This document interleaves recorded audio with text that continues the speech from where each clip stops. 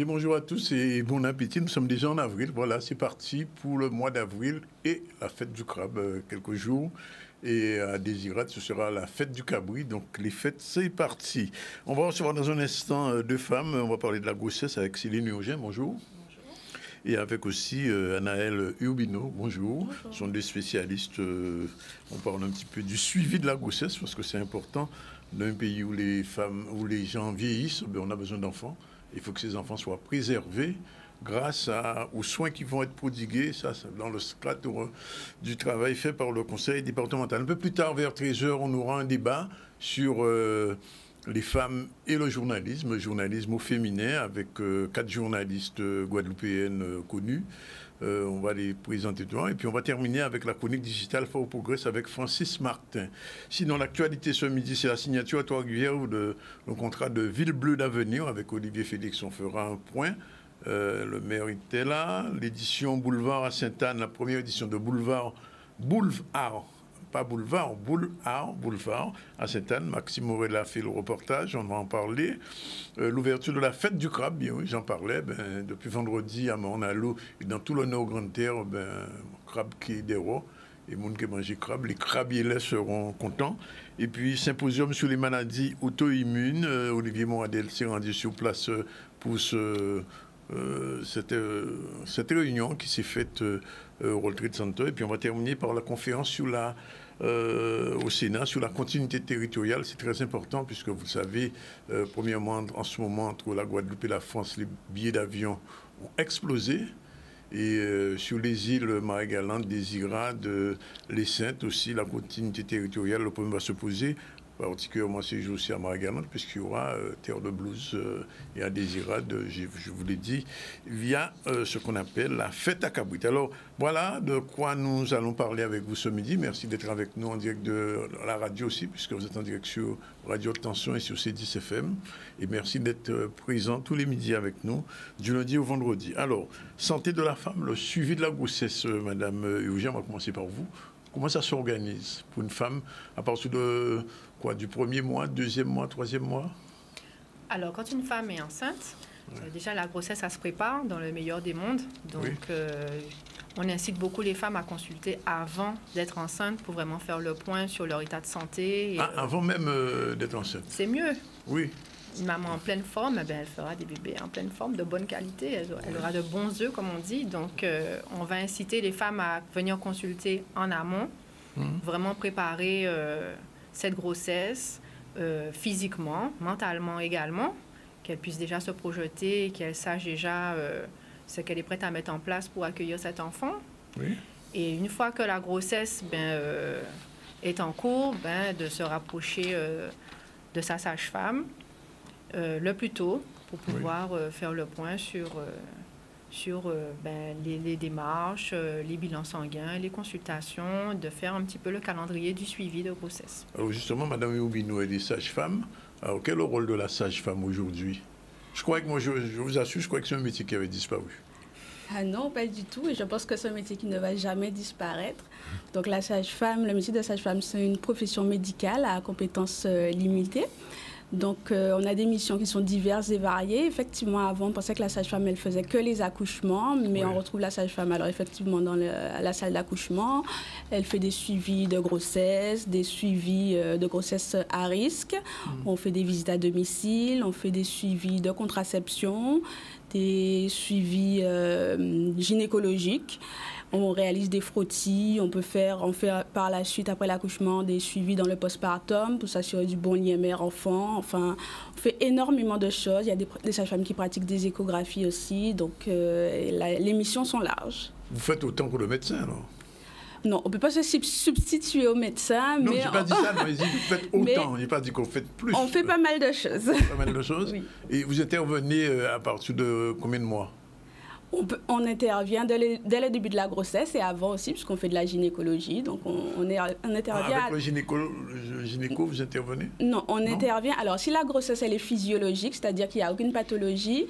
C'est quoi une grossesse physiologique? Je ne sais pas. Une grossesse physiologique, c'est une grossesse où on n'aura pas de pathologie. Donc, c'est-à-dire, on n'aura pas de diabète, hypertension, où les choses seront normales, entre guillemets. Et donc, la sage-femme, dans ce cas-là, elle peut suivre la grossesse du début à la fin. Oui. Et donc, ça commence, Madame Eugène, par la visite médicale. Après, je crois qu'il y a un carnet médical, c'est ça? Alors, un carnet de grossesse, je crois. Il y a un carnet de maternité. De maternité, voilà, qui est édité par le conseil départemental. Donc, tous les professionnels de la périnatalité ont accès à ce carnet et donc ils peuvent le remettre à la patiente, au couple, dès le début du suivi. Et donc, dans ce carnet, on va inscrire à chaque consultation toutes les données médicales. Et dans ce carnet, la patiente va retrouver aussi beaucoup d'informations sur le régime alimentaire, les droits auprès de la CAF, de la sécurité sociale. Et en fait, ce carnet, elle va le garder avec elle jusqu'à l'accouchement. Comme ça, au moment de l'accouchement, on pourra voir l'évolution de la grossesse et s'il y a eu une apparition de pathologie ou de quelque chose de particulier. Alors, je pose la question à la sage-femme. Peut-être aussi vous pouvez répondre. Qu'est-ce qu'on appelle une grossesse à risque? Une grossesse à risque, donc c'est une grossesse où on a des risques, malheureusement, que ça se termine pas bien, aussi bien pour la maman que pour le bébé.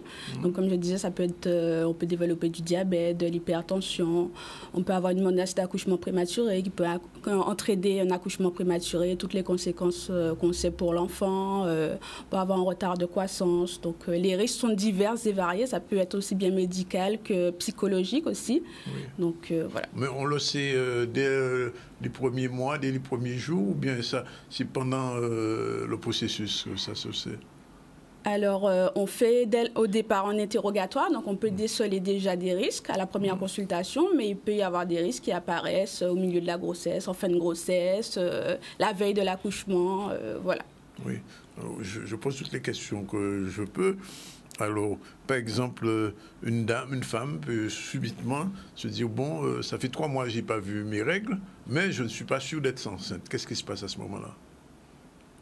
Alors, effectivement, il faut qu'elle se rapproche de sa sage-femme, de professionnels de santé. À ce moment-là, on va faire des tests, tests sanguins pour effectivement voir s'il y a grossesse. Et si effectivement elle est enceinte, à ce moment-là, on va mettre en place le suivi, la première échographie. On a une série d'examens obligatoires à réaliser. Et effectivement, on lui donne ses rendez-vous pour les prochaines consultations parce que les femmes ont la chance d'être très bien suivies tout au long de leur grossesse. Oui. Donc, il faut qu'elles en profitent. Alors, l'autre question, bon, à mon époque, quand je suis née, ça n'existait pas. Mais maintenant, on peut savoir que si c'est un garçon ou une fille.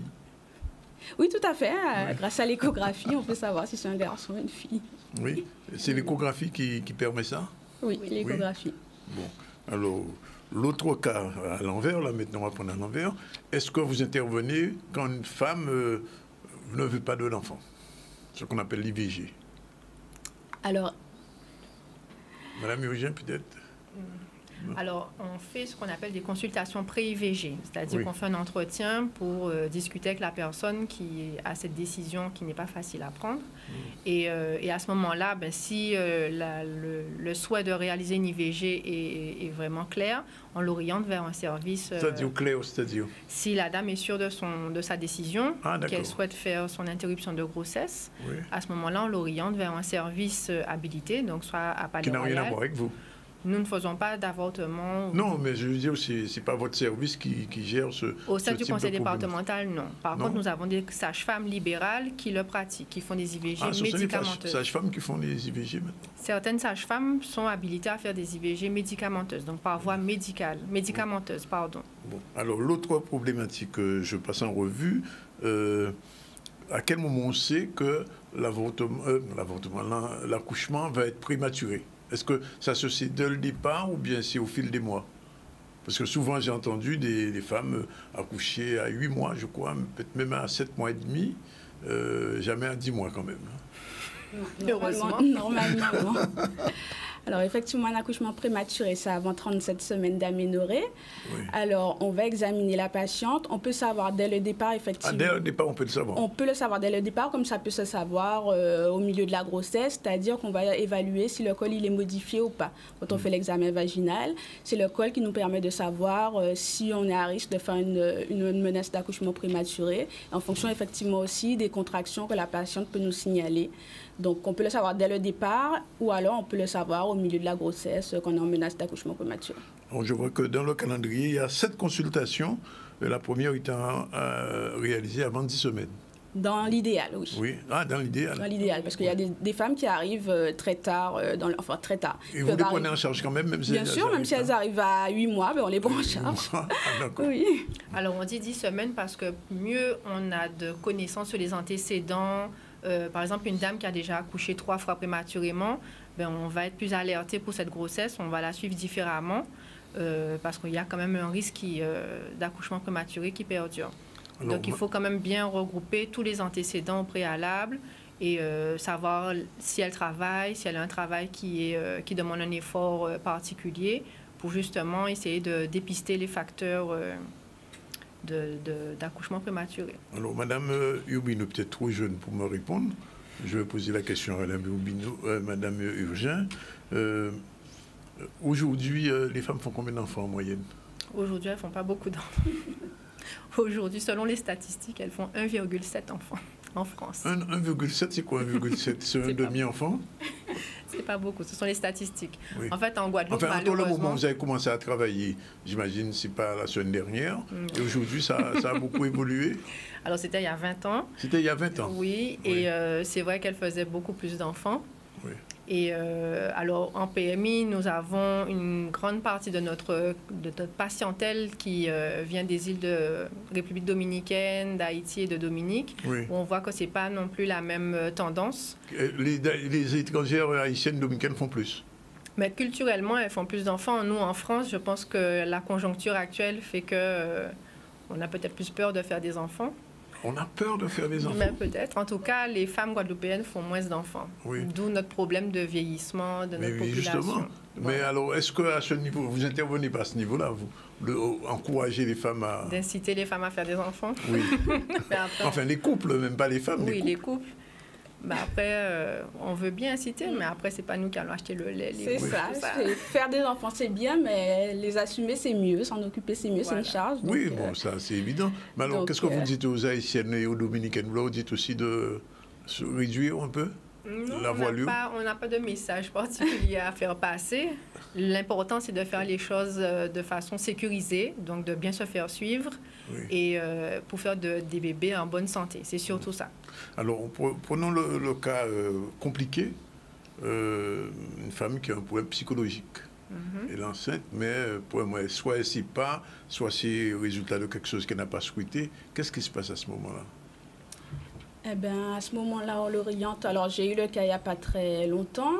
Une grossesse qui n'était pas spécialement désirée. À la première consultation, j'ai vu la patiente, ça s'est bien passé. Puis à la deuxième consultation, elle s'effondre parce qu'elle me dit qu'elle n'a pas osé me dire que ce n'était pas une grossesse désirée, elle avait honte.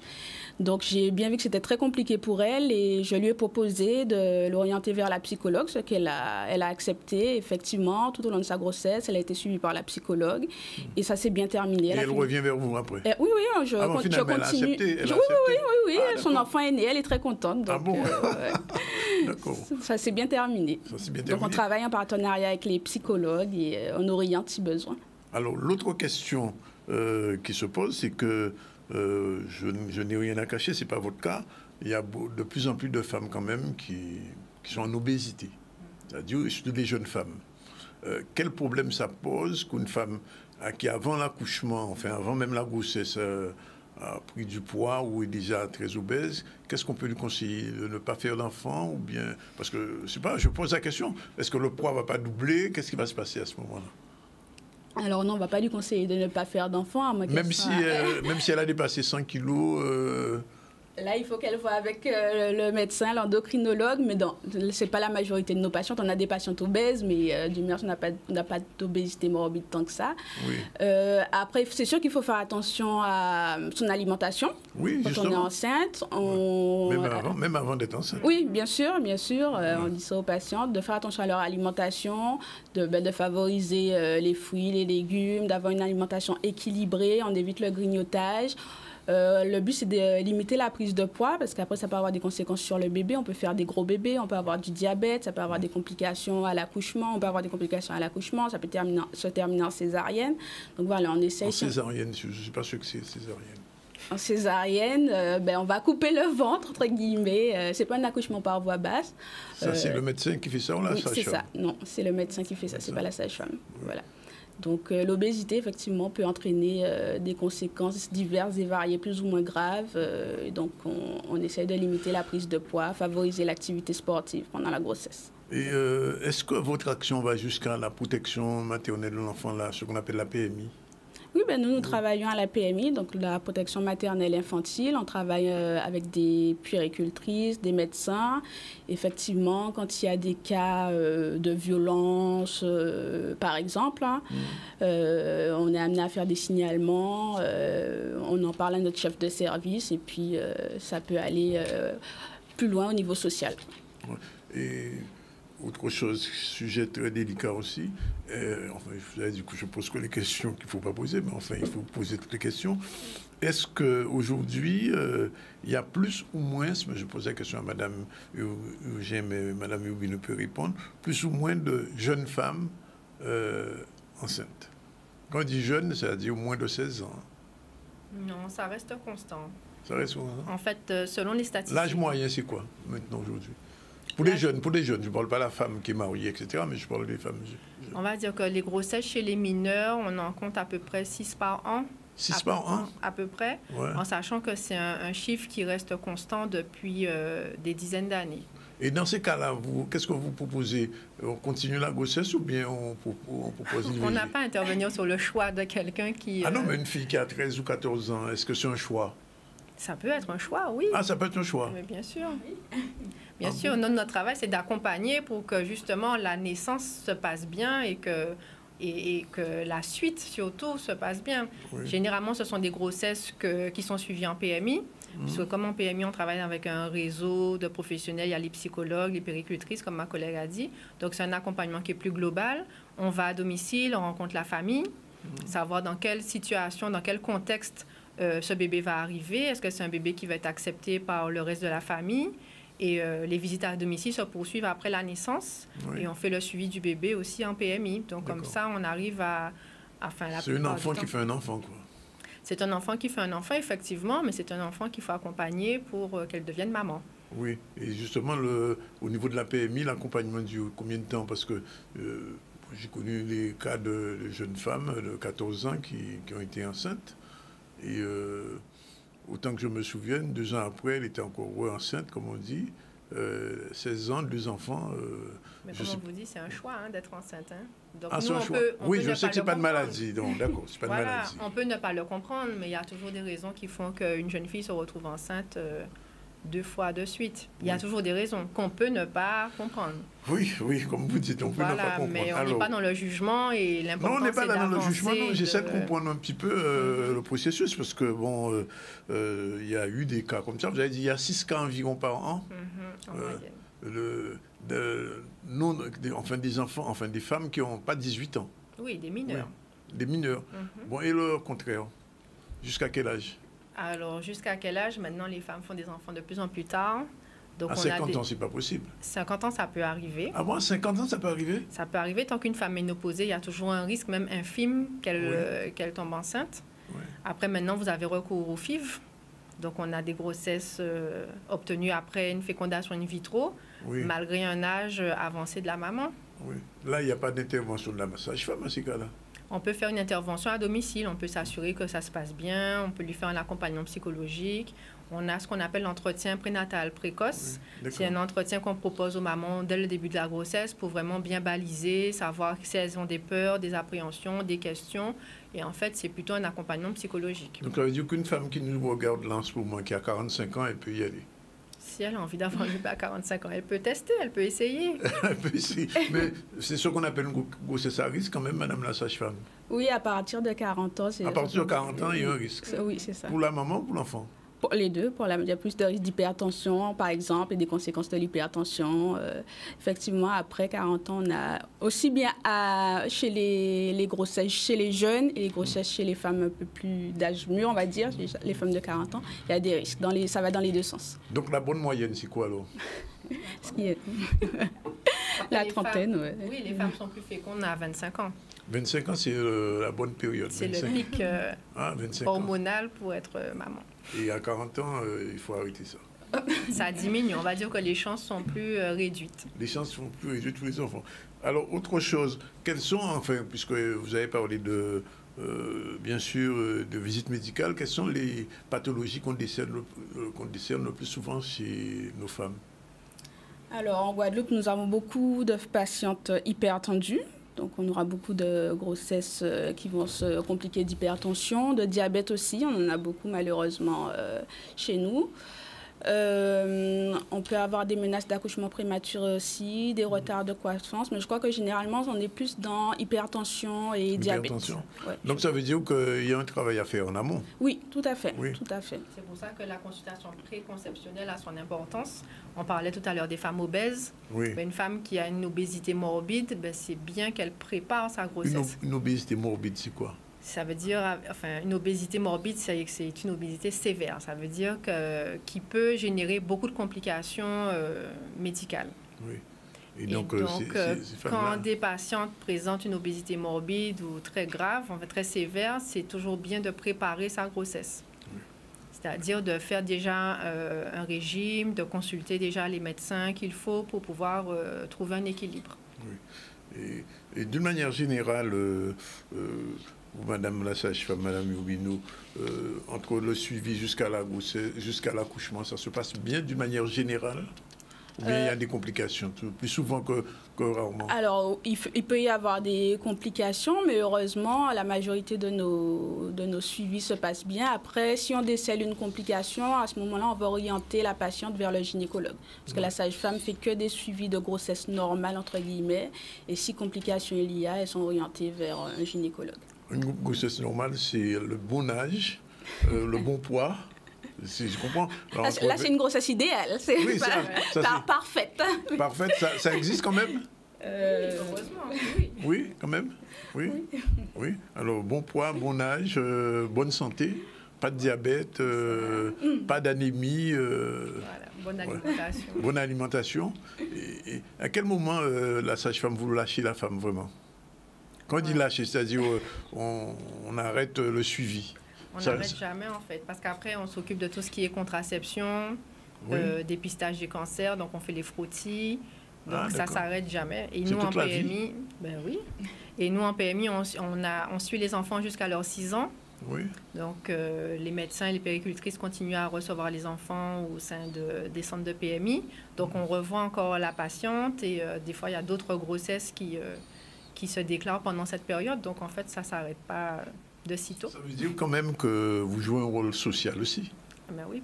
Oui. À la PMI, c'est du médical. Au-delà de l'aspect médical et gynécologique, il y a un rôle social. Et vous devez être bienveillante avec les gens, même s'il y a de l'agressivité quelquefois. Ben, c'est le rôle de la PMI, justement. C'est le rôle de la PMI. D'accompagner ces familles-là. Bon. Alors, on va conclure. Qu'est-ce qu'on peut dire aux femmes qui vont faire des enfants là maintenant, ce soir peut-être, ou demain, ou pour Pâques? Ah oui, il y avait avant 3 jours de février. Bon, ouais. Qu'est-ce qu'on peut leur dire? Alors, moi, déjà, je dirais qu'il y a une PMI généralement dans chaque commune. On a des communes où on a 2, 3 PMI, les grosses communes. Donc, de ne pas hésiter de se rapprocher de la PMI dans sa commune. Pour sur rendez-vous, ça se fait sur rendez-vous? Alors, elles peuvent venir. C'est mieux de prendre rendez-vous, mais on peut les recevoir aussi sans rendez-vous en fonction de l'activité du service. Mais de ne pas hésiter à venir nous rencontrer, ne serait-ce que si elles ont des questions, des interrogations, que ce soit pour elles ou pour une autre personne. On peut les accompagner aussi au niveau, enfin les orienter au niveau social, donc de ne pas hésiter à prendre contact avec nous et on est là pour elles, quoi. Ah bon. Et moi je dirais qu'une belle grossesse se prépare. Une belle grossesse se prépare. Combien de temps avant? Le plus tôt c'est le mieux. Le plus tôt c'est le mieux. Bon, ben on a noté. En tout cas, merci d'être venu donner tous ces renseignements sur la préparation à la naissance et à la parentalité, parce que c'est en fait c'est votre rôle et ça fonctionne bien, on va dire? Oui. Oui? Oui. Vous arrivez à sauver les enfants et les femmes? On ne sauve pas les enfants et des femmes, mais on va dire qu'on va... on est les aider, là pour les accompagner? Les mamans à prendre conscience de leurs capacités, c'est surtout ça. D'accord. Bien, merci mesdames, en tout cas d'être venues. Merci. Et puis j'espère que les femmes qui écoutent seront contentes. L'émission sera rediffusée, elle est disponible sur le Facebook, vous pouvez la revoir et prendre les renseignements qu'il faut. Et voilà. Merci. On va rapidement partir à Trois-Rivières, ville bleue d'avenir. C'est la commune où j'habite d'ailleurs. Je ne savais pas qu'elle était une ville bleue d'avenir. Olivier Félix était sur place, on regarde. Je crois que c'est la première innovation de la certification ville et territoire bleu d'avenir, c'est de construire un projet de territoire que le Trois-Rivières est en train de travailler avec des projets qui me paraissent d'intérêt national, hein, le hub vers les Saintes, l'aménagement du littoral. Donc on voit bien que Trois-Rivières est en capacité d'innover, d'amener des solutions exemplaires. Donc un des premiers enjeux, c'est de positionner Trois-Rivières, bien sûr, sur la basse terre, Grand Sud Caraïbes, dans son agglomération, sur la stratégie nationale et européenne. Donc on va bien entendu faire remonter des projets d'intérêt nationaux, voire européens, qui ont été présentés ce matin. Et donc on va bien sûr amener, comme il se doit, les initiatives, les innovations qui se passent ici à Trois-Rivières auprès des services de l'État et auprès de la Commission européenne. Nous sommes très heureux d'avoir pris part à ce beau projet de développement pour le territoire de la Guadeloupe. Alors c'est vrai que sur Trois-Rivières, comme nous l'avons dit, c'est une Trois-Rivières dans sa diversité patrimoniale, dans sa diversité des quartiers, dans sa diversité aussi avec ses seniors, avec les jeunes, avec tous ceux et toutes celles qui veulent faire battre le cœur de cette commune. Mais nous savons que Trois-Rivières, elle est toujours ouverte sur les îles des Saintes. Donc c'est une Trois-Rivières ouverte sur la Caraïbe, une Trois-Rivières qui se développe. C'est aussi un Sud-Basse-Terre qui rayonne et c'est une Guadeloupe tout entière qui gagne. On voit bien qu'à Trois-Rivières, berceau des Amérindiens, berceau de la culture, ici tout est fait pour que cette économie bleue se développe, crée des emplois et valorise un nouveau tourisme, une nouvelle économie qui a du sens et qui amène une vraie valeur ajoutée à la qualité de vie de la population locale. Quand on parle de développement de territoire, c'est bien entendu un développement culturel, patrimonial, mais aussi et surtout un développement économique. Parce que derrière chaque entreprise, ce sont des familles, ce sont des enfants. Et c'est la raison pour laquelle nous allons pouvoir nous donner les moyens avec le groupement Odyssea pour que toutes ces réalisations, pour que tout ce que nous avons prévu puisse avoir un impact positif sur l'emploi de la jeunesse, un impact positif sur l'emploi en général et faire en sorte à ce que cette ville de Trois-Rivières soit un véritable bastion, un véritable ancrage de l'emploi de demain. Donc que vive Trois-Rivières, que vivent nos entreprises, nos associations, nos quartiers et qu'ensemble nous puissions continuer à travailler. Voilà, vive Trois-Rivières. Voilà, il est 13h, on va prendre la première pause, cette première séquence. On se retrouve tout à l'heure avec d'autres femmes.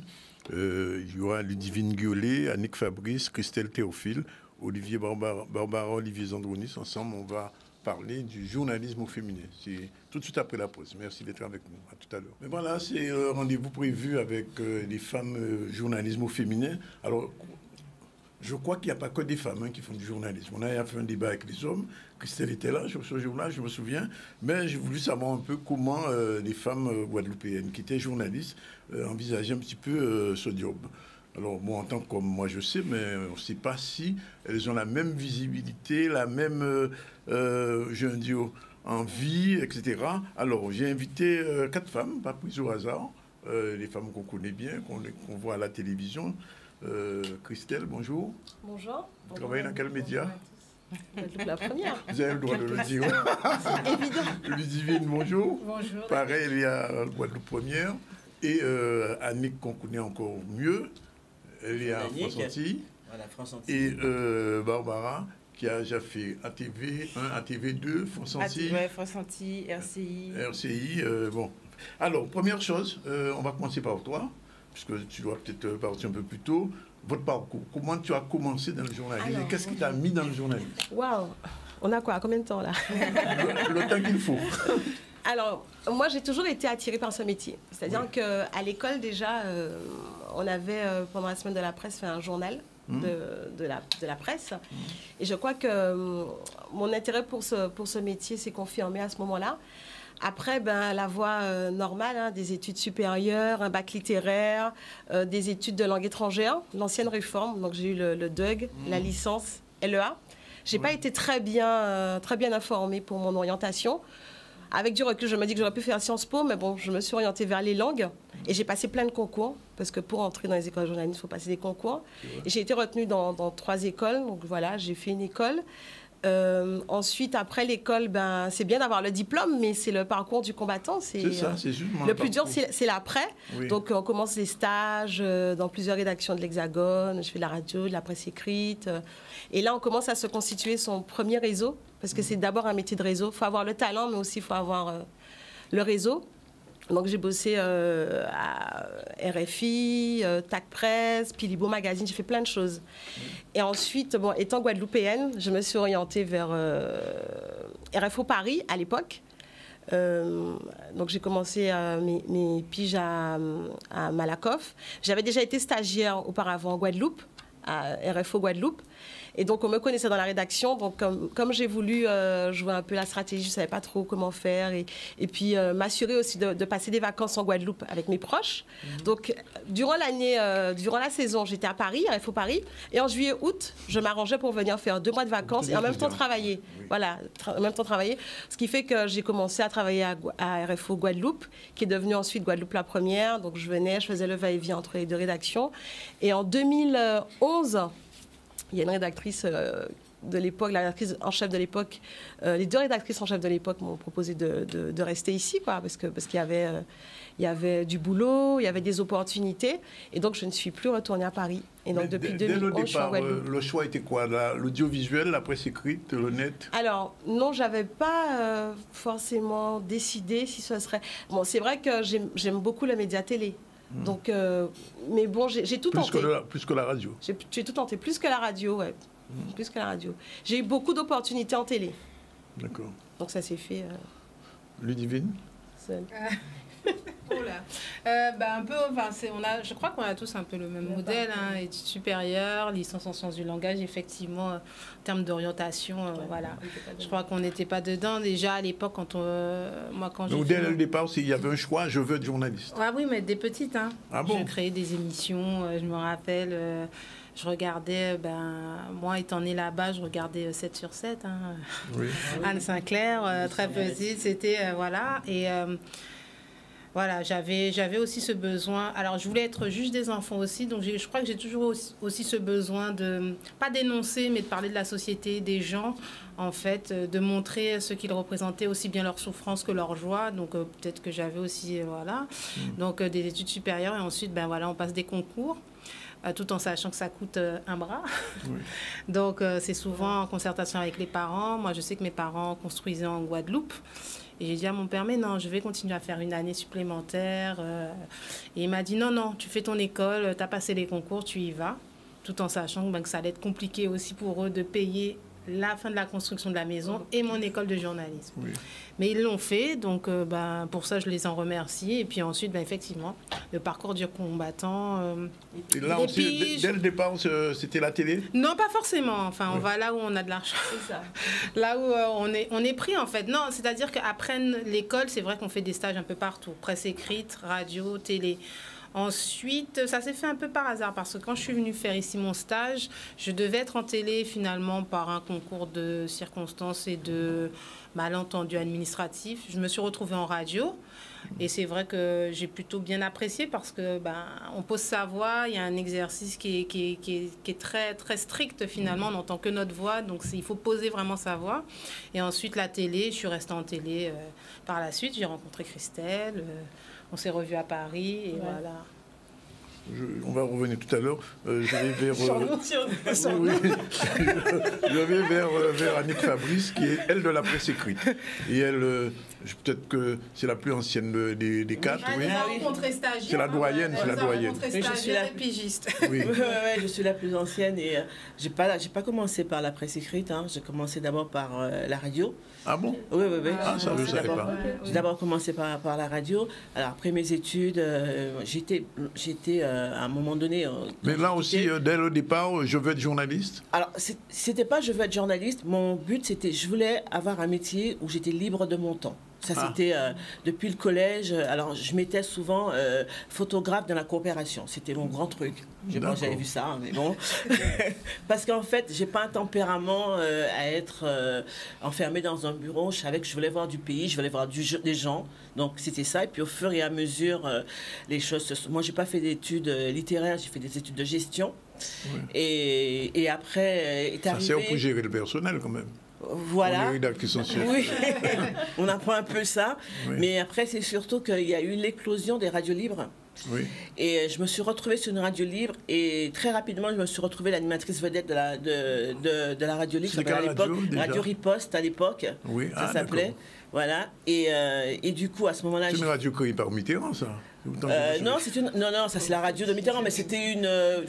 c'était... radio socialiste, quand même. Monsieur consommateur qui avait créé ça, c'était un enfant de VDC Radio. C'est tous les gens qui connaissent ces radios libres, qui étaient théorisés, qui étaient très connus. Voilà. Et donc, à ce moment-là, j'avais une petite notoriété, il faut dire.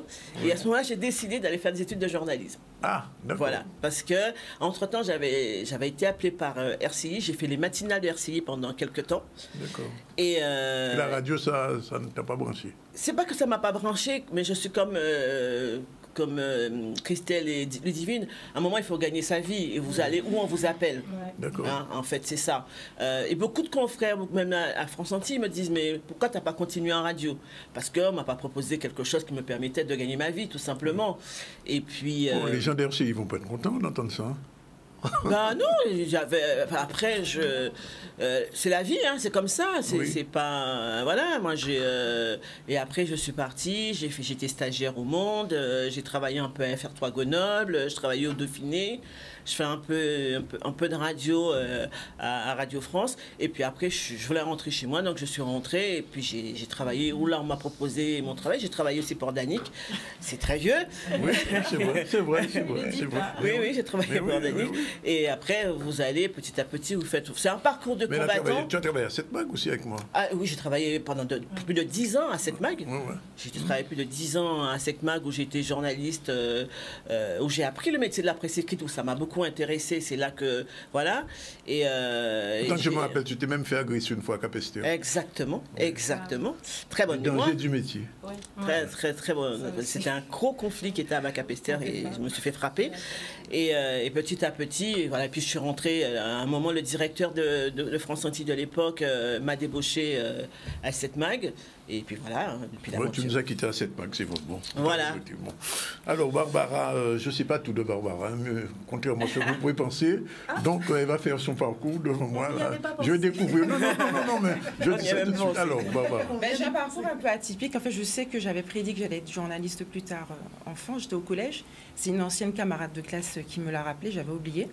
Mais j'ai pas du tout eu un parcours classique, c'est-à-dire que j'ai fait une licence en histoire à Paris 4. Ensuite, j'ai fait l'EFAP, qui est une école de communication. Je connais bien. J'ai eu vraiment un attrait pour la communication. Et j'ai travaillé, je faisais mes stages. Au départ, j'ai fait des stages beaucoup dans la mode. Donc, j'ai été assistante de production sur des grands défilés de John Galliano, ce genre de choses. La maison Dior aussi. Je suis rentrée en Guadeloupe parce que j'avais un projet de vie qui correspondait plus à un retour chez moi que de rester à Paris. Et finalement, j'ai occupé un poste de chargée de communication dans une collectivité. Et au bout de 3 ans, j'avais vraiment l'impression de passer à côté de ma vie. C'était un sentiment qui était très fort, c'était dans mon fort intérieur. Et au final, je me rappelle, j'avais travaillé, je commençais à faire des papiers en tant que correspondante pour France Antilles. Et donc, je faisais les deux en même temps. Et au bout d'un moment, je me suis un peu essoufflée. Et arrivé à un moment, je me suis dit, mais en fait, il faut faire un choix. C'est soit tu restes en collectivité dans un travail qui ne te convient pas. J'avais 24 ans, j'étais très, très jeune. soit finalement tu prends le risque de réellement te réaliser, de faire ce que tu veux faire. Donc j'ai quitté mon travail très sécurisé de chargée de communication dans une collectivité, parce que j'étais fonctionnaire, en fait, c'est vraiment ça. Et je suis partie me former à l'ESJ Pro, qui dépend de l'ESJ Lille, l'école de journalisme. Oui. C'est vrai qu'entre-temps, j'avais commencé aussi à faire des piges en tant qu'autodidacte à RCI. Et je me rappelle qu'à l'époque, c'était Thierry Fundéré qui m'avait vraiment encouragée. Il avait détecté en gros que j'avais vraiment le potentiel d'une journaliste et qu'il fallait que je continue. Et c'est marrant parce que c'est ce qui a déclenché aussi. Il y a eu un faisceau d'éléments qui a aussi déclenché le fait que j'aille réellement me former, c'est-à-dire le fait d'être une jeune femme et de devoir en fait avoir cette légitimité en tant que jeune femme. Je sentais bien que c'était différent que pour un homme et qu'il fallait absolument que je sois formée et respectée par mes pairs, notamment masculins. Donc voilà, j'ai commencé comme ça, je suis partie. C'était un risque, c'était vraiment un risque, parce que j'ai eu vraiment autour de moi des membres de ma famille qui m'ont dit « mais t'es folle, t'es complètement malade, t'as déjà un salaire, t'as déjà été étudiante, pourquoi tu vas retourner prendre ce risque-là pour un métier, finalement tu sais même pas si tu vas trouver du boulot après ». Enfin bref, mais j'étais animée par quelque chose qui était beaucoup plus fort. Ouais. Et je me rappelle que mes premières piges, je gagnais vraiment rien du tout comparé à mon salaire de fonctionnaire. Mais j'éprouvais un sentiment de joie parce que j'étais libre en fait. Et je crois que j'avais toujours aspiré à ça. C'était le fait d'être une femme libre. Et je me souviens que la réalisatrice martiniquaise Suzanne Palsy, qui n'est pas journaliste, m'avait beaucoup inspirée. Ce qu'elle dégageait, en tout cas, m'avait donné envie de moi aussi, de prendre ma plume et de dire ce que j'ai à dire à travers ce métier. Et dès le départ, comme j'ai posé la question, tu voulais être journaliste ou bien c'est arrivé? Ah non, je voulais être journaliste parce que d'ailleurs j'ai commencé à être correspondante pour France Antilles, ensuite ça a été RCI. Ça a été un concours de circonstances et ce sont des opportunités finalement qui se sont présentées. La télévision, je n'avais même pas pensé à la télé en fait. Tu ne regrettes pas, non? Non, je crois, non. Alors, pourquoi j'ai voulu ce débat? C'est parce que, justement, je me suis rendu compte qu'il y a beaucoup de femmes qui font dans le métier. Mais est-ce que c'est plus difficile pour une femme d'être journaliste que pour un homme? Je pose la question parce que elle vient de le dire un petit peu à Barbara. Dans la rédaction, souvent vos rédacteurs en chef vous regardent. Alors, mesurez vos propos. Comment ça se passe en général? Alors, déjà, au départ, j'ai un peu de mal avec cette notion de journalisme au féminin. Oui. Quand j'ai vu l'intitulé, je me suis dit, il y a un souci là. Parce qu'en fait, pour moi, il n'y a pas de méthode. Il n'y a pas de journalisme au masculin, par exemple. On parle d'une terminologie qui est mixte. Il n'y a pas de technique. On s'est formé toutes. Il n'y a pas de technique masculine et de technique féminine. Donc, il y a un souci. Alors, le fait qu'on en fasse une exception et qu'on pose la thématique montre déjà que dans l'inconscient, dans la tête des gens, il y a un souci. Oui. On parle d'un métier. Un métier, et dans la pratique, c'est la compétence qui prime, et non le genre. Donc, vouloir, comme on fait aujourd'hui... Il y a 2 femmes qui ont été exclues du Burkina il y a 2 jours. 2 journalistes. Mais il y a aussi des journalistes masculins qui se font expulser. Et qui se font tuer. Aussi. Oui. Donc, pour moi, c'est encore le côté réducteur. Oui. Aujourd'hui, on est rentré dans... On veut tout décliner au féminin, l'entrepreneuriat au féminin, le management au féminin, le sport au féminin. Non, on est journaliste ou pas. Oui. Après, on parle d'individus, de personnalités, de style, peut-être plus ça. D'approche aussi, l'approche peut-être différente quand on est une femme. Il y a une approche quand même féminine, peut-être, mais même parce que dire aujourd'hui qu'une femme, elle met plus de rondeur quand elle fait ses interviews, ça aussi c'est faux. Je veux dire, on a toutes fait des interviews d'hommes politiques où il faut alors des fois ça affirme un peu plus parce qu'il y a un côté paternaliste comme on est une femme. J'allais le dire justement. Voilà, donc il faut très vite balayer tout ça. Oui. Mais est-ce que c'est compliqué quand vous allez rencontrer un homme politique? Je suis journaliste, j'ai déjà vu la réaction d'homme politique avec une femme qu'avec un homme. Je peux en témoigner. On se pose cette question. On le sait de toute façon, forcément. On le sait d'avance. On imagine que forcément, s'il vient et qu'il nous voit, enfin, on le pense. On espère qu'en tout cas, ils n'ont pas tous cette idée-là, mais... On fait notre boulot. Nos questions, elles sont ni masculines ni féminines. Ce sont des questions. Non, mais c'est pas ça la question. Oui, mais ça, c'est à la limite, j'ai envie de te dire. On vous voit d'abord comme femme ou bien comme journaliste? C'est ça la question. On ne va pas faire semblant. On nous voit comme une femme. Parce que peut-être plus chez nous, en Guadeloupe, parce qu'on est sur un archipel, peut-être, je pense, où on sait que voilà, il y a l'homme antillais, il est dépeint d'une façon. Donc il y a ce côté. C'est pas particulier à la Guadeloupe, ça. Ouais, mais je dis qu'en fait, tout est une question de style, de posture. Voilà. Voilà. En fait, moi, je ne me suis jamais posé la question, et je suis la plus ancienne de toutes, c'est une question que je ne me suis jamais posée. Oui. Moi, je sais ce que j'ai à faire.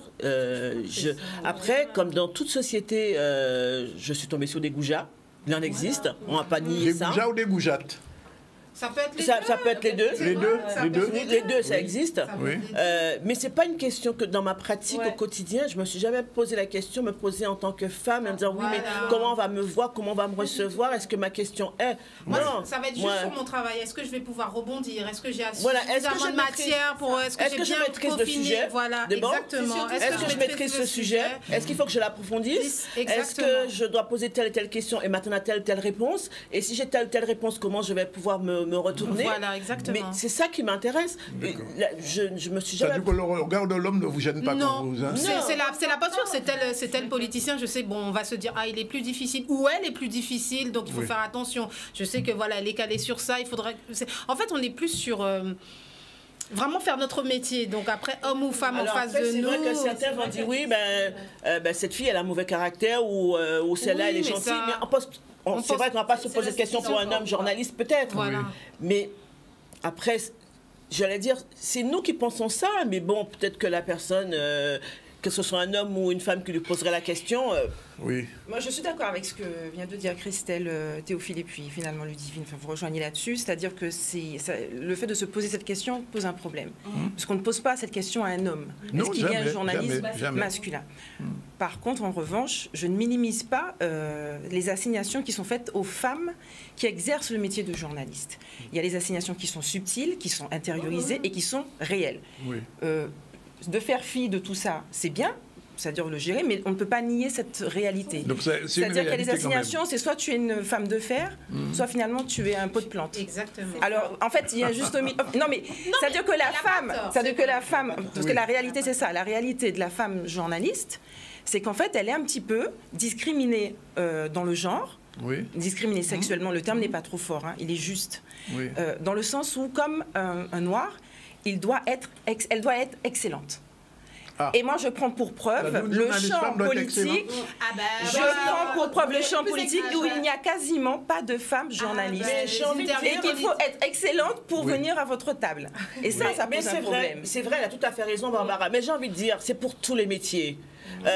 On exige des femmes qu'elles soient toujours excellentes.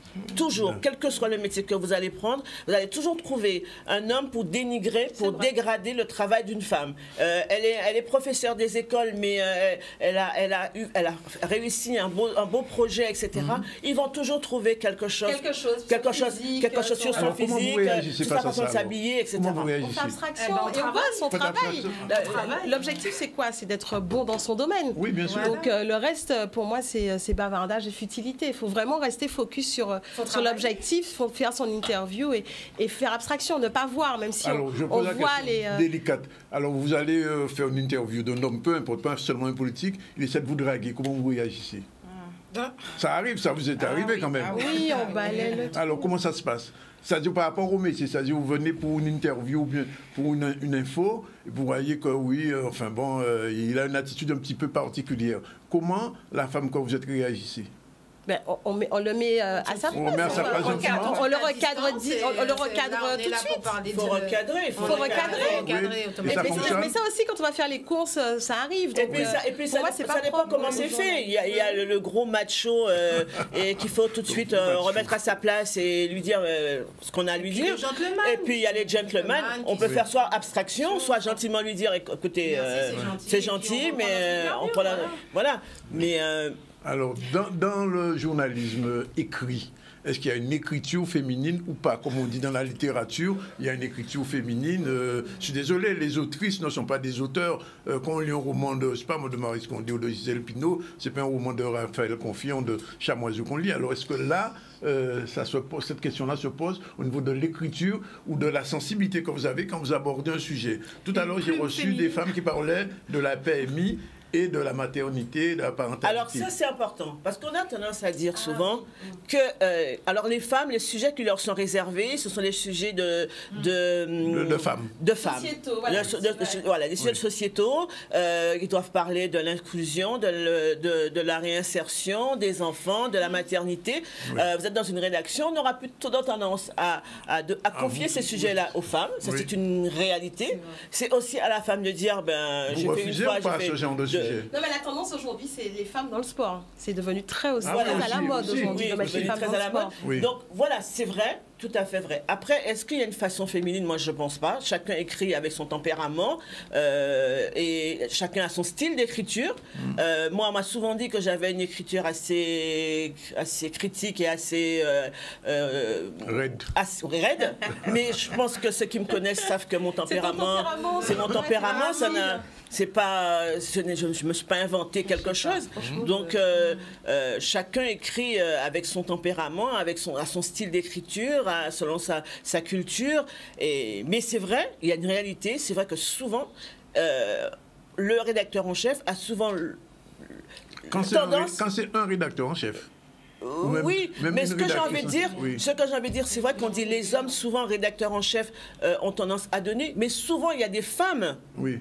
Parce que je me bats contre ça. Il y a des femmes qui ne veulent faire que ça. Oui. Ah. En télé, en télé, dans notre rédaction, on n'a pas ce souci-là. Je pense aussi que les effectifs font que on peut pas se permettre de dire qu'on va envoyer.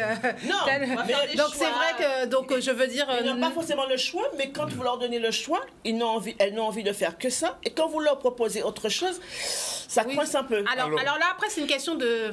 Alors c'est d'expertise peut-être, mais au final, moi, si on m'envoie sur un sujet qui traite de la maternité, des fois on n'a pas de connaissances. C'est pas parce que je suis mère que j'ai forcément de la connaissance sur tout. Le cas de Guadeloupe, mais c'est vrai que je note quand même que les émissions politiques, sauf quelques exceptions, sont toujours faites par des hommes. Mais non, c'est Ludivine qui fait. Mais non, j'ai dit sauf exception. Oui, maintenant, mais c'est vrai. Oui, alors pourquoi? Ça arrivait à un moment. C'est une question d'expertise ou pas? Peut-être aussi. C'est-à-dire que les femmes disent la politique, ça nous intéresse. Alors, mais on ne sait pas. Peut-être que c'était comme ça. Que les hommes ont de moins en moins le choix aujourd'hui, puisque de toute façon, ce métier-là se féminise tellement. Oui, voilà. Mais oui, ça c'est l'autre problème. Il y a aussi. Nous, on n'est plus courageux. Non, plus le choix. On va pas. On va partout. J'ai envie de nuancer quand même. On n'est plus courageuse. Oui, Barbara. J'ai envie de nuancer quand même en disant que la féminisation de ce métier, notamment en Guadeloupe, elle est récente. Ça fait pas si longtemps que ça. Mais en France, pareil. Non, mais elle est beaucoup plus récente que dans l'Hexagone. On n'a pas autant de journalistes politiques connus comme Christine Ockrent, mais quand j'ai commencé... Il y a une, c'est qui? Sylvie Jean-Goul, elle a fait aussi. On avait Bergette de Saint-Jacques. Bergette de Saint-Jacques. Elle était plutôt économique, Bergette. Oui, c'est sûr qu'au niveau politique, c'est...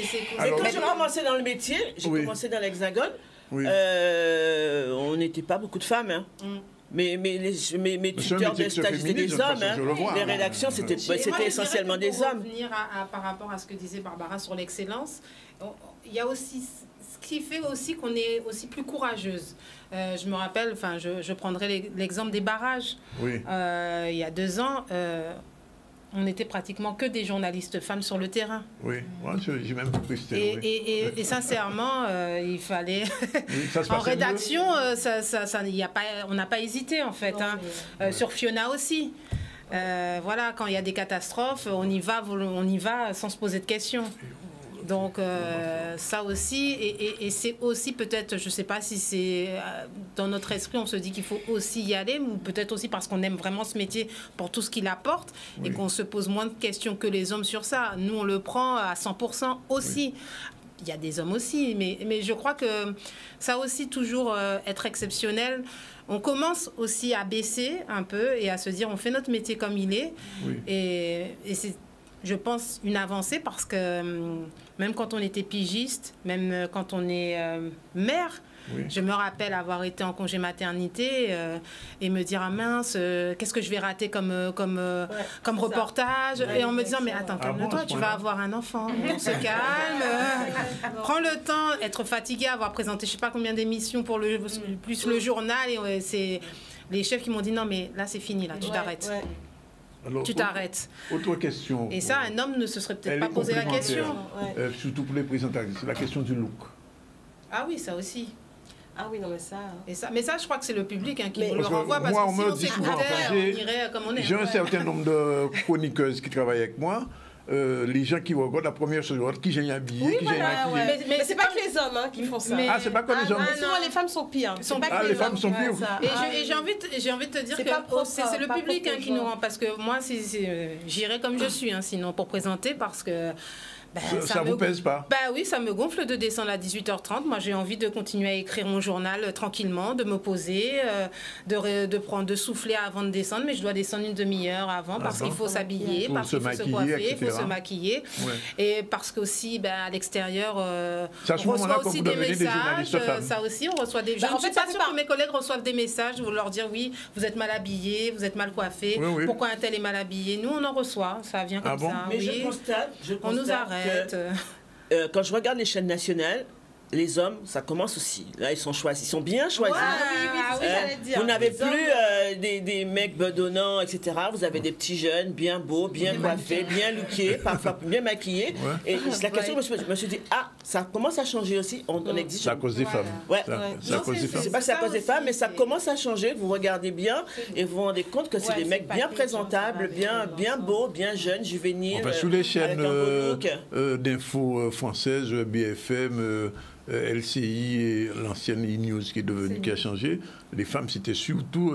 mais ils ont des relookers là-bas. On n'en avait pas. On fait ça nous-mêmes, mais sur les chaînes nationales, ils ont des dressings, il y a tout. Alors, sur le terrain, comment ça se passe? Alors, tout à l'heure, tu disais que pendant les barrages, vous y allez. Alors, comment ça se passe sur les barrages? Sur le terrain, en général, pas seulement en période de barrage, comment ça se passe? Après, en général, mais ça se passe bien. Ça se passe bien parce qu'on a une expérience et les gens... Je pense que tout le monde se connaît à fond. Voilà, on a un réseau, les gens nous connaissent sur le terrain. Après, il y aura toujours des réfractaires, mais je crois que ça, c'est la tendance depuis quelques temps.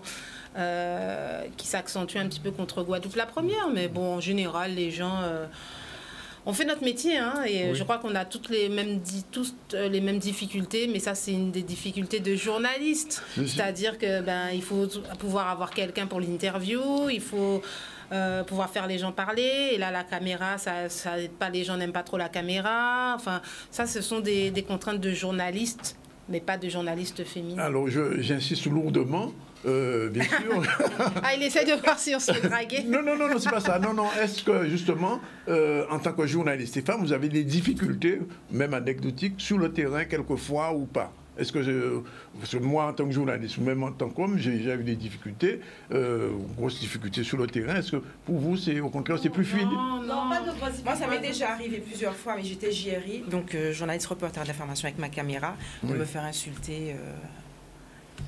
Avec des noms d'oiseaux. Ça m'est déjà arrivé, mais c'est pas quelque chose que je peux dire que c'est général. Non, période de conflit. Non, c'est pas systématique. Qui se sont fait bastonner quand même. Moi, je ne pense pas que c'est féminin. Vous arrivez dans un contexte, la personne, elle veut ou elle ne veut pas parler. Exactement. Ou elle veut être interrogée ou elle ne veut pas être interrogée. Que ce soit homme ou femme, il a envie de vous insulter, il va vous insulter. Pour un trait, moi, le jour où je me suis fait frapper lourdement à Capesterre, c'était en tant que femme ou en tant que journaliste? Moi, je pense en tant que journaliste. En tant que journaliste. En tant que journaliste. J'avais déjà écrit 2-3 petits trucs qui n'avaient pas plu sur ce conflit-là. Donc on t'a réglé ton compte. Donc on m'a réglé mon compte. Oui. Mais je pense qu'un homme serait dans la même situation que moi. Peut-être qu'ils auraient moins hésité parce que c'est un homme physiquement, machin, et moi je suis déjà pas grande. Et donc voilà, j'arrive comme une fleur et voilà. Donc les lâches, ils en ont profité. Mais voilà, j'ai eu des consoeurs qui se sont fait frapper. Il y avait une grosse grève à la clinique L'Espérance. Ils se sont fait taper comme moi-même, je me suis fait coiffer. Et ce qu'on disait l'autre jour à l'élection, il y a une époque, être sur le terrain, c'était particulièrement difficile. Il me semble. Oui. Aujourd'hui, c'est facile. Oui. Il y a une époque, c'était vraiment compliqué. C'était très, très compliqué d'être sur le terrain. Vous n'avez pas connu cette époque-là, mais c'est vrai que... Aujourd'hui, c'est beaucoup plus facile. J'ai beaucoup plus gentil aujourd'hui. Oui, tout à fait, exactement. Et c'était vraiment très compliqué. Mais voilà, moi je me souviens aujourd'hui ce que les journalistes ne font plus, parce que pour diverses raisons, d'avoir endormi devant la résidence départementale avec des hommes et quand il y a une grève qui dure, des grèves qui durent longtemps. Enfin, même pas une grève, une négociation qui dure qui dans ne la termine nuit. pas, la négociation du transport par exemple, et on est resté jusqu'à 4 h du matin, et tous les jours on se relayait, il y avait garçons et filles, on s'entraidait entre journalistes masculins et féminins, il y en a un qui allait acheter à manger pour les autres, etc. Ce temps-là est révolu. Heureusement, j'ai envie de dire, mais aujourd'hui, c'est pas difficile d'aller sur le terrain. Non. Bon, c'était ces jours-ci jusqu'à la semaine de. Bien sûr. C'était la semaine de la presse. Il y a des jeunes qui vous regardent en ce moment. Qu'est-ce que vous avez envie de leur dire?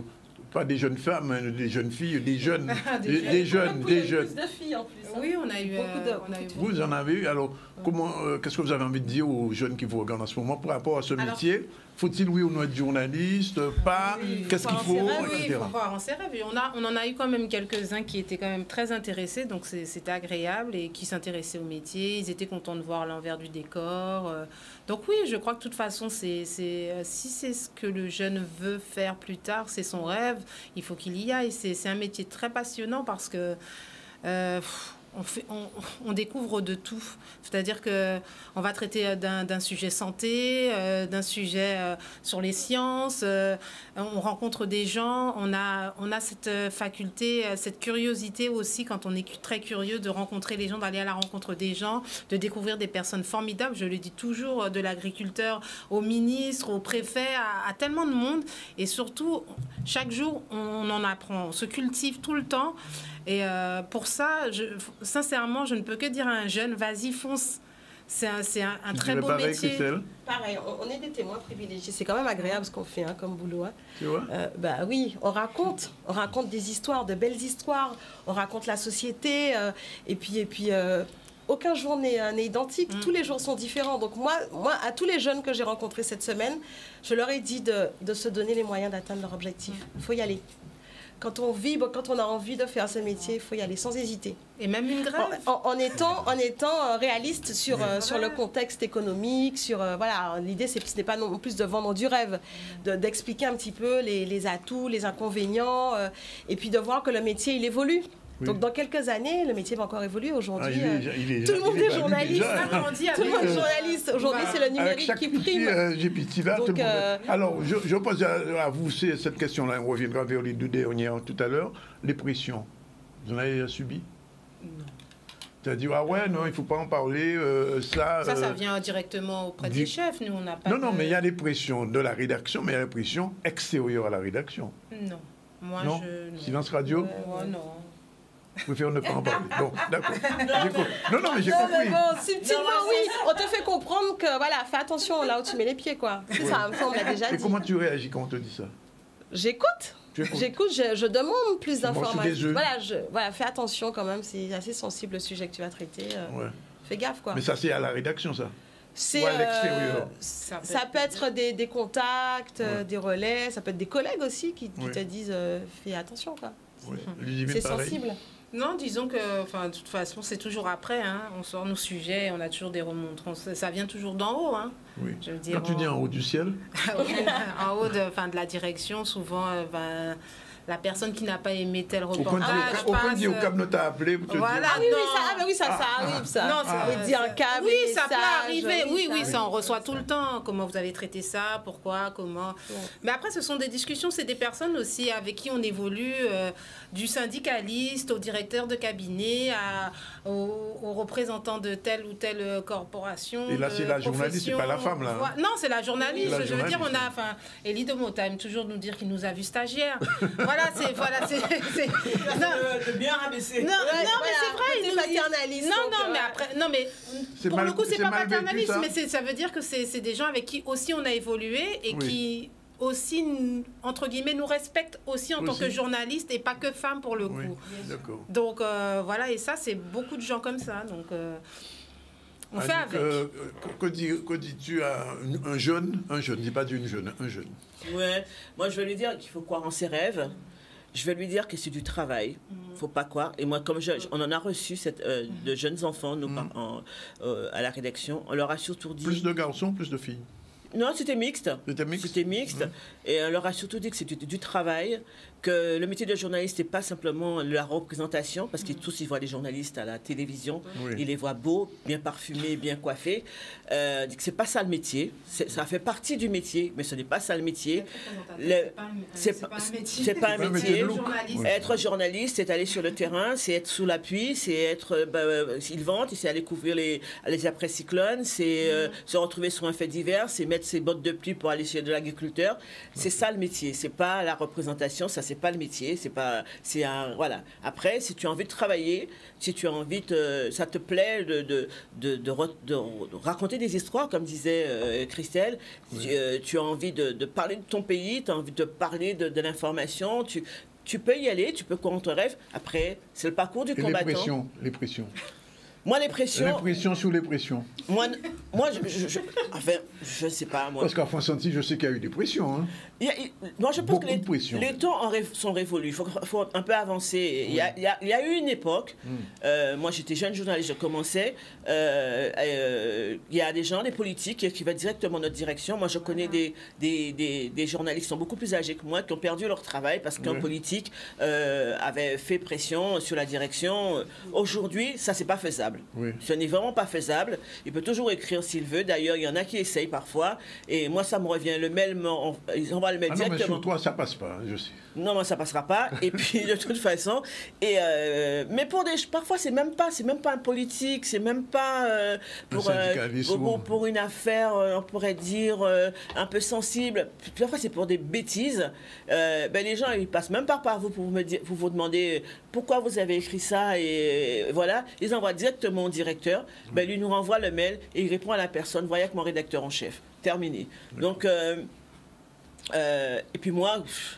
on m'appelle pour me dire si c'est justifié, j'écoute, c'est pas justifié, c'est vite pression. Oui, parce que moi je ne peux pas en dire autant. Oui, j'en ai subi, j'ai bien failli perdre mon emploi une fois. Plus en Martinique qu'en Guadeloupe. Les deux. Les deux îles. Et ma chance, c'est d'avoir été soutenue par ma rédaction en chef. J'ai beaucoup travaillé dans le privé, donc c'est pas du tout le même fonctionnement que le service public. Les pressions sont beaucoup plus fortes finalement.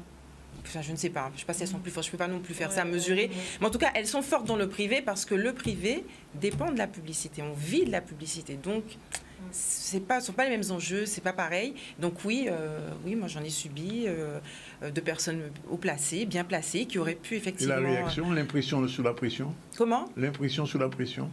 Qu'elle a été bien gérée. Je suis tombée sur des rédacteurs en chef qui étaient courageux. Sincèrement, ça a été ma chance. Qui soutient. Voilà. Parce que souvent, on a l'impression de se dire, de refaire le film en se disant, mon sujet était équilibré, je ne comprends pas, mon reportage... Mais voilà, donc c'est important que le rédacteur en chef se dise non, moi je tenu mon timing, les 40 minutes sont terminées. Juste une dernière petite question. Pourquoi aucune journaliste guadeloupéenne n'a écrit un bouquin sur le journalisme? Parce qu'il y a plein de bouquins en France partout. Il y a tellement de thématiques, Danick. Pourquoi tu veux Non, mais je pose la question simplement. Sur le journalisme, il y a des journalistes qui ont écrit, qui ont raconté leur expérience. Par exemple, Lise Dolma. Oui, elle est partie quand elle est partie en Haïti. Oui. Pour moi, c'est un très beau relais. Oui. Parler du métier...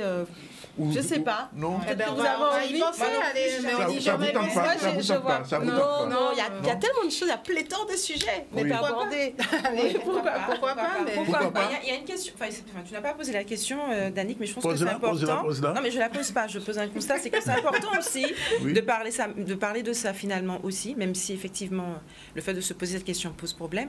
C'est qu'on subit quand même encore des inégalités, je pense. Parce que c'est important de poser le diagnostic. Parce qu'elle m'a dit que les journalistes féminins, ça n'existe pas. Oui, mais c'est important de poser le diagnostic pour justement éviter, par exemple, qu'il y ait des inégalités de salaire, tout simplement. Il y a des réajustements dans le privé, dans certaines... Dans certains médias, il y a à effectuer, il y a des choses comme ça qui sont connues, mais qui sont tabous, on n'en parle pas. Mais la réalité, elle est aussi celle-ci pour les femmes journalistes. Et je pense que du coup, effectivement, il faut poser aussi cette question-là dans ce sens-là, dans le sens de l'équité. Chez nous, je ne sais pas. Non, mais vous avez il y a une grille tarifaire de SNJ, donc on l'applique ou on l'applique pas, c'est tout. Nous, on a une grille. On a une grille, on l'applique, elle est appliquée pour un trait. Dans le privé, c'est un petit peu particulier. Je le sais. En tout cas, mesdames, je vous remercie d'être des journalistes. pas des femmes. Merci. Merci. Et d'être venu, d'être courageusement venu. Bon, on n'a pas tout dit, bien sûr. Il y a des questions que je n'ai pas posées volontairement. Voilà. On prend fin de cette séquence, on prend une dernière pause et on reçoit le dernier invité tout à l'heure. Il sera avec nous, on va parler de Digital for Progress. À tout à l'heure. Voilà, après le débat sur le journalisme au féminin, on va recevoir dans un instant monsieur... Oh, ça y est, j'ai perdu ma fiche. Non, ça y est. On va parler de Toutila. Mais avant ça, on revient rapidement sur l'actualité. Il y a deux choses à ne pas rater. Premièrement, l'ouverture de la fête du crabe, c'est important. Et puis, on va revenir sur la conférence de presse au Sénat, sur la continuité territoriale. C'est très important. À tout de suite et on vous reçoit. La soirée d'ouverture, elle a été consacrée d'abord au vernissage d'une exposition qui a été réalisée sur les liens caribéens, parce que c'est le thème de la fête. Et ensuite, donc, après avoir visité l'exposition, nous avons assisté à une conférence qui est donnée par des chercheurs sur le lien Caraïbe à travers l'histoire et à travers l'archéologie. Eh bien, bien signifier le thème, dire ce que c'est. Nous sommes caribéens, pourquoi le sommes-nous, d'où cela vient-il, qu'est-ce que notre civilisation a produit de particulier, quels sont les apports des Amérindiens, des Africains, des Européens et des Indiens dans ce que nous sommes. La fête du crabe, elle a 31 ans cette année. C'est une année de transmission et de transition. J'ai un message pour les jeunes de ma génération. Revenez à la maison parce qu'il y a énormément de choses à faire et tout est possible par nous et pour nous. La fête, c'est un moment de rassemblement, bien évidemment, mais la fête aussi, c'est l'occasion, à partir de thématiques choisies, de thématiques dédiées, de pouvoir s'interroger dans un pays comme le nôtre qui est en quête de sens. Étant fort, demain, on se retrouve à Duval, Petit Canal, pour une journée qui s'intitule « Mon jardin sur mon balcon ». L'objectif est de pouvoir montrer à chacun qu'il est possible de pouvoir cultiver chez soi sans pour autant avoir un parcelle de terre. Et pour cela, on aura pas mal d'activités et d'ateliers à proposer, comme comment jardiner avec le compost, tiger en santé également. Il sera aussi possible de pouvoir faire de la culture de riz chez nous. Il y aura également la vente d'arbres fruitiers tropicaux, de pays tropicaux, et de pays tempérés comme la pomme, le raisin, etc. Il sera aussi possible de même pouvoir apprendre à pouvoir cultiver sur des boutures de la vanille, du poivre noir, avec l'agroforesterie. Pas mal d'activités autour de l'autosuffisance chez soi. Et l'objectif est de pouvoir montrer tout à chacun, les grands et les petits, qu'il est possible d'avoir son jardin sur son balcon. Liberté, égalité, fraternité. On le lit sur tous les frontons des édifices publics. Je demande l'équité, parce que rien n'est comparable en soi, et on ne pourrait pas comparer un aller-retour Paris-Valenciennes avec un aller-retour Paris-Fort-de-France. Mais les principes d'accompagnement des populations doivent être respectés et doivent être à la hauteur des engagements de l'État, mais également à la hauteur de la situation respective de chaque département, de chaque région, de chaque territoire de la dite Outre-mer. C'est un principe que la République doit observer dans toutes les décisions et dans toutes les politiques publiques qui doivent être menées. Et là, je vais vous livrer quelques chiffres. Accompagnement de l'État à la continuité territoriale en Corse, 257 € par habitant et par an. Accompagnement de l'État pour les populations de la dite Outre-mer, dressez bien les oreilles, 16 €. 16 €. Donc tant mieux pour mes amis corses. Je félicite ce travail d'à peu près 50 ans, puisque ce sont des dispositifs qui datent de 1976. Ce travail qui a été fait, qui a certainement pris du temps, qui est monté progressivement. Mais on voit bien qu'il y a un problème, il y a une différence. Donc partir est nécessaire, partir est légitime, et je rajouterais même que partir est obligatoire. Mais on a aussi les pays les plus pauvres de France. Les niveaux de personnes avec des revenus bas sont multipliés par X. Par X. Le taux de pauvreté est important chez nous. Les personnes qui vivent en dessous du seuil de pauvreté, c'est plus de 30% de la population. Donc, face à cette situation, quand quelqu'un est malade, qu'il doit partir, que son gamin doit partir faire des études et tout, il fait comment? Eh bien, lorsqu'un billet d'avion coûte 1 500 € pour un aller-retour Fort-de-France-Paris, ce qui est le cas en ce moment en classe économique, ou pas loin. Alors, il y a des promos parfois où on va voir sur les écrans un aller-retour à 500 et quelques. Bon, là, généralement, on n'a pas mis les taxes. Et généralement, c'est une offre limitée dans le temps. Il faut aller la saisir très vite et très en amont du besoin de voyager. Et quand l'État, même en ayant augmenté il y a 15 jours, suite au vote que nous avons effectué au PLF, au dernier PLF en décembre dernier, d'augmenter la dotation de l'ADOM, passe de 270 à 320 €, je vous laisse imaginer le reste à charge pour une famille. Voilà, c'est une situation très complexe et on espère qu'on va y arriver. Alors, je vous l'ai dit, je reçois M. Martin aujourd'hui. Merci d'être avec nous, Francis. On va parler de Toutila. Personnellement, je ne connais pas. Alors, c'est quoi Toutila?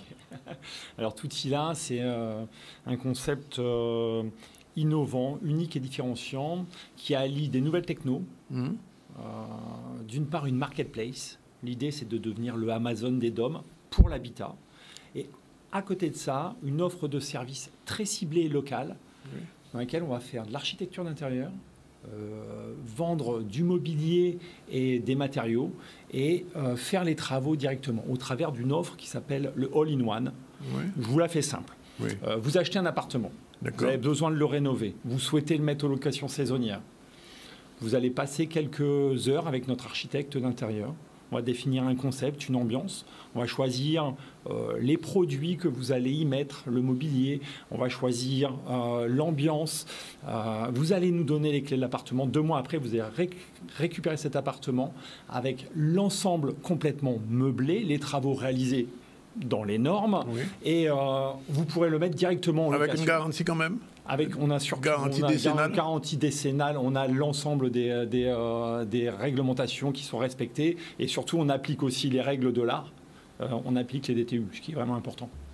Ce que sont globalement les valeurs de l'entreprise, c'est-à-dire que c'est le sérieux, la rapidité, parce que vous savez que le problème des artisans ici, quelquefois... C'est exactement. Moi, j'ai eu une expérience bâtiment il y a quelques années, entre 2003 et 2009. J'avais une entreprise qui s'appelait Star Déco en Guadeloupe, j'avais 50 salariés dans le bâtiment. Donc, je sais ce que c'est que de vivre au quotidien l'artisanat, de vivre la complexité de métiers qui ne sont pas évidents, où il y a beaucoup d'interlocuteurs, et la nécessité de former.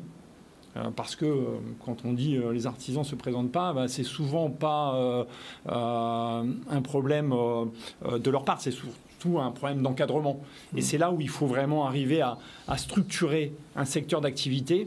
Vous parliez de valeurs. Moi, il y a une valeur auquel j'attache énormément d'importance, c'est l'intégrité. L'intégrité, c'est je fais ce que je dis. Nos artisans, certains, sont sincères, mais ils ne sont pas intègres. Dis oui, je vais le faire demain. Demain. Et puis, il vient pas. C'est jamais demain. Et ben voilà, c'est la différence entre la sincérité. Et ils sont sincères. Pourtant, ils sont sincères. Mais c'est une question d'organisation, c'est une question d'apprentissage à gérer des tâches, à gérer une abondance de marché. Et tout le monde ne sait pas faire ça. Nous, on sait faire. Et Toutila, alors, donc, si je comprends bien, il y a 4 étapes. Mais avant ça, je voulais revenir sur un point, parce que Toutila a quand même gagné un concours à France Tech. Qu'est-ce qui s'est passé? C'était sur quel projet? En plus d'être une start-up incubée par le Village Baïséa, on fait partie des start-up locales qui sont bien accompagnées et par le Crédit Agricole et par la BPI, ce qui est vraiment une bonne chose. Et en parallèle de ça, on a monté un programme de recherche. En fait, je me suis posé la question de savoir comment je pouvais donner du sens à une activité. Aujourd'hui, on sait, quand on veut recruter des gens, c'est pas spécialement le salaire qui compte, il y a aussi la mission. Et on s'est dit, on va relever le défi anthropocène au travers d'un programme de recherche. L'idée, elle est assez simple, je vous la fais en 2 secondes. Quand vous achetez un produit, vous ne savez pas l'impact environnemental de ce produit. Aujourd'hui, on ne sait pas. Moi, ce que je veux, c'est que mes clients ils sachent. Donc, on a mis en place un programme de recherche. On est jeune entreprise innovante grâce à ça. Et c'est grâce à ça qu'on a été lauréat du French Tech 120. Le French Tech 120, juste je fais une petite précision. Ce sont les 120 entreprises françaises qui ont le plus de potentiel de développement nationalement et internationalement. Donc, ça veut dire que l'entreprise Toutila guadeloupéenne fait partie des 120 entreprises françaises qui ont le plus de potentiel de développement. Ça veut dire que Toutila pense à la planète. Ça veut dire qu'on va avoir beaucoup de boulot, ça veut dire qu'on va avoir besoin de beaucoup de monde derrière. Aujourd'hui, on a recruté 14 personnes sur les 4 derniers mois. On va en recruter encore une vingtaine. J'ai besoin d'avoir les meilleurs avec moi. J'ai besoin de trouver aussi des financeurs, des investisseurs. Donc on travaille pour ça. On profite aussi d'avoir été lauréat du French Tech 120 pour essayer d'attirer le plus de monde possible dans la partie et de dire pourquoi cette aventure Toutila ne deviendrait pas une belle aventure guadeloupéenne à travers le monde. Oui, mais il va falloir gérer. Ouais. Oui. Et c'est quelquefois le plus difficile. Gérer, c'est le job. Il faut être manager. Gérer les hommes, je parle. Alors, moi j'ai un concept qui est simple. Je pense que c'est facile de gérer. Je pense que toutes les personnes, plutôt, sont à même de pouvoir réaliser plein de choses à partir du moment où il y a une structure d'encadrement et d'accompagnement qui est à la hauteur. Et c'est là où, en fait, on se trompe beaucoup de... même vous, à un moment donné, vous avez certainement eu un moment donné où vous étiez peut-être moins bien. Qu'est-ce qui fait que vous remontez? C'est parce qu'à un moment donné, il y a quelqu'un qui vous aide, qui est là, qui vous accompagne. C'est ça, le management. Et à partir du moment où on aura compris ça, surtout sur notre territoire, on aura compris qu'on fait beaucoup de choses dans l'entreprise et avec l'entreprise. Alors Francis, une avant-dernière chose, quelqu'un qui regarde en ce moment, je dis, bon ok, j'ai un projet de maison à vendre, à louer, etc. Comment on intervient par rapport à l'interaction avec Toutila? Vous nous appelez, on prend rendez-vous et puis derrière, vous serez dans les mains de professionnels. On a fait le calcul de toutes les personnes qui sont dans le bâtiment dans l'entreprise en termes de nombre d'années cumulées, on est à plus de 140 ans. Donc ça vous donne une petite idée de la maîtrise qu'on a du secteur de l'habitat. Il y a aussi le coût. Le coût est toujours lié et toujours en relation avec la réalité du travail effectué. On peut toujours avoir, une Skoda et puis vous pouvez avoir une Mercedes. Vous choisissez. Le marché est ouvert. Le marché est ouvert, il y a de la place pour tout le monde. Il y a de la place pour tout le monde, c'est ça, exactement. On dit. Et la rapidité de l'exécution, ça c'est très important. On sait que sur nos métiers, on est... Alors là, on se place plutôt sur des côté business. Quand on place 1 euro, l'idée, c'est qu'il vous rapporte le plus rapidement possible. Donc, plus les délais vont être courts, plus ils vont être maîtrisés, mieux ce sera. C'est pour ça que Toutila a l'ambition de devenir le numéro 1 de la rénovation durable en Guadeloupe. Toutila ne va pas jusqu'au Airbnb, non? Alors, on peut proposer à nos clients, alors c'est quelque chose qu'on est en train de mettre en place, pour être vraiment dans le all-in-one complet, c'est de dire, on va assurer la conciergerie. Et donc, on met en ligne les produits, enfin les appartements qu'on a réalisés en ligne sur Airbnb, Booking, et on se propose même, d'ici 2 ans, d'avoir sur notre site internet un espace dédié pour la location touristique éco-responsable. Oui. C'est important. Une dernière chose, donc Toutila est déjà en position de fonctionner? Aujourd'hui, Toutila, c'est 4 ans d'années de recherche. Alors, on a pris un peu de temps avec les petites années Covid qui nous ont bien perturbés. Et heureusement, d'ailleurs, je remercie encore la BPI, le Crédit Agricole de nous avoir soutenus, sinon on ne serait pas là et on n'a pas créé ces emplois-là. On va réaliser à peu près 2 millions d'euros de chiffre d'affaires cette année. Et on a un objectif de 70 millions d'euros à 5 ans. Pas qu'en Guadeloupe. Oui. Voilà. Un peu partout. Exactement. C'est parti. Merci, Francis d'être venu dire ça. Merci beaucoup. Merci. Et puis, pas de numéro de téléphone, nous donne... 05 90 22 07 91. 07 91. 91, parce que je sais qu'après, on va m'appeler, on va dire oui, comment les joindre, etc. Et puis sinon, sur Google, vous nous trouvez sur le site internet toutila.gp. On a un site internet qui est merveilleusement bien fait. Merci en tout cas d'être venu. Merci à vous. Ces précisions, c'est important. Merci. Et voilà, il est pratiquement 14h15, on va terminer. Je rappelle qu'en début du ZCL, on a reçu Céline Urgin et Anaëlle Urbino, 2 sages-femmes, parce que le problème du suivi de la grossesse, de la maternité, c'est très important dans un pays où les gens vieillissent. Il ne faut pas laisser mourir les enfants dans le ventre de leur mère. Donc, le conseil départemental a mis en place tout un dispositif et on a reçu ces 2 femmes. Ensuite, on a eu encore des femmes, mais c'était pour un débat sur le journalisme au féminin avec Ludivine Guiolet, Christelle Théophile, tous les 2 de Guadeloupe Première, Barbara Olivier Zandronis, journaliste indépendante, et Annick Fabrice, rédactrice en chef adjoint de France Antilles. On a discuté de la situation de la femme dans le journalisme. Alors, ils m'ont dit, dès le départ, on est femme, pas femme et journaliste, on est femme simplement, ou on est journaliste, mais dire que les femmes, etc. C'était le débat. Et puis, on vient de terminer avec Francis Martin qui vient nous présenter Toutila. Toutila, en 4 étapes. Je rappelle l'habitat éco-responsable, la planète, et bien sûr, coaching des courses, cuisine, salle de bain, sol mur, travaux postes, all in one, c'est le concept, et en respectant l'écosystème, ça aussi c'est très important.